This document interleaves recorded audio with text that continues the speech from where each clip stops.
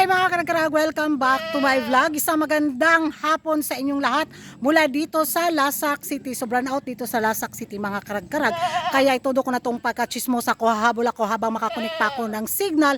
At ito na nga mga latest kaganapan ngayon na pinagchichismisan, pinagchichikahan ng mga active na mga chismoso at mga chismosa sa social media. Wala muna tayong minoposal fashion destruction look dahil very destruction ngayon ang mga chismis. Ito na nga mga karagkarag, nako, damay-damay na ngayon ang mga kaganapan sa galit na mga taga Dorimon laban sa mga taga Mexico sa nangyari sa pa-All-Star sa Miss Grand International 2026 na kung saan bida ang saya si Maring Lupita natin, ang galit at ang gidumtan jud na mga taga Dorimon ang mga Mexican candidate din na kung saan pinutakti at sinugod at dinamay na rin nila ang naging pambato sa Mexico sa pa-All-Star sa Miss Grand International 2026 na grabe, uy, unstoppable talaga. Kung sino yung, dapat si Lupita man lang yung may kasalanan. Kaso nga, kasalanan ng isa, kasalanan na ng lahat. Kaya yung mga kandidata sa Mexico ay nanawagan na ihinto na, stop na yung mga pagbubuli sa kanila dahil wala naman silang kasalanan ni Maring Lupita pero wala naman silang ginawang masama sa mga taga Vietnam.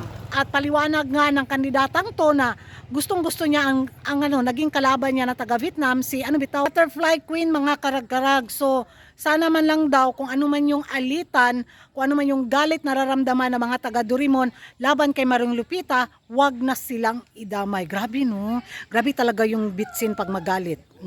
Matitikman nila ang ganti ng isang ng aapi. Ganon yung atake mga karagkarag. Magiging reaction ko lang naman no. Sana kung si Lupita man lang yung umatake sa kandidata nila, dapat si Maring Lupita lang din yung atakihin nila. Well, beauty pageant ka to at sa larangan ng mundo ng beauty pageant, damay-damay na kaya ewan ko kung hanggang saan naabot ang galit ng mga taga Dorimon laban sa mga taga Mexico dahil yun nga umatras na si Maring Lupita, nag-resign na siya bilang National Director sa Miss Charm.